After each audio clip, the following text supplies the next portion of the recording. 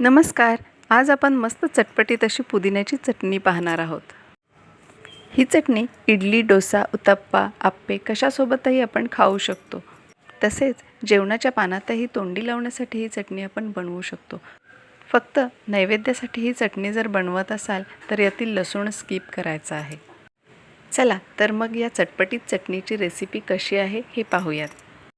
सर्वप्रथम मिक्सरच्या भांड्यामध्ये 1 वाटी इतके ओल्या नारळाचे काप घ्यायचे आहेत. 1 वाटी इतके भाजलेले शेंगदाणे घ्यायचे आहेत.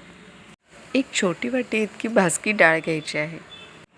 इथे तुम्ही शेंगदाणे किंवा डाळ यापैकी एकच वापरलं तरी चालतं. 10-12 लसणाच्या पाकळ्या घ्यायच्या आहेत. 1 इंच आल्याचा तुकडा बारीक चिरून घ्यायचा आहे. 2-3 हिरव्या मिरच्या घ्यायच्या आहेत. तुमच्या आवडीनुसार तुम्ही याचं प्रमाण कमी जास्त करू शकता. भरपूर असा पुदिना यामध्ये निवडून स्वच्छ धुवून घ्यायचा आहे. भरपूर अशी कोथिंबीर घालायची आहे. इथे मी कढीपत्त्याचाही वापर करणार आहे. कढीपत्ता जर चटणीसोबत ग्राइंड झाला तर तो व्यवस्थित आपल्या पोटात जातो. नाहीतर आपण जेवणात मध्ये जर कढीपत्ता आला तर त्याला आपसूक काढून टाकतो. आता यामध्ये चवीनुसार मीठ घालायचं आहे. 1 चमचा इतकी साखर घालायची आहे. आता हे सर्व साहित्य मिक्सरवर व्यवस्थित बारीक करून घ्यायचं आहे. चटणीची एकदम फाईन पेस्ट नाही करायची आहे, थोडीशी भरड ठेवायची आहे. या पद्धतीने आता चटणी तयार झाली आहे. वरून घालण्यासाठी फोडणी तयार करूयात. फोडणीसाठी सर्वप्रथम फोडणीची कढई गॅसवरती ठेवूयात. त्यामध्ये थोडंसं तेल घालायचं आहे.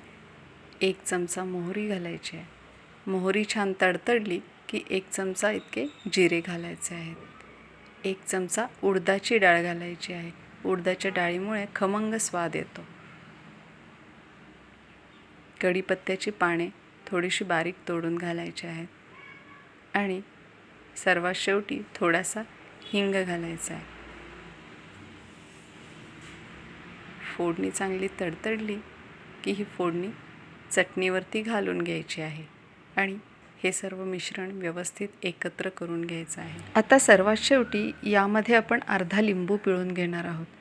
लिंबामुळे चटणीचा रंग टिकून राहतो आणि चटणी मस्त चटपटीत होते. इथे मी ही चटणी थोडीशी घट्टसर केली आहे. पण तुम्ही चटणी बनवणार आहात तेव्हा तुम्ही कशासोबत ती खाणार आहात त्यानुसार घट्ट किंवा पातळ तुम्ही बनवू शकता. तयार आहे आपली तिखट, गोड, आंबट चवीची चटपटीत अशी पुदिन्याची चटणी. तर मग एकदा या पद्धतीने पुदिन्याची चटणी बनवून बघा आणि कशी वाटली ते मला कमेंट बॉक्समध्ये नक्की कळवा. धन्यवाद.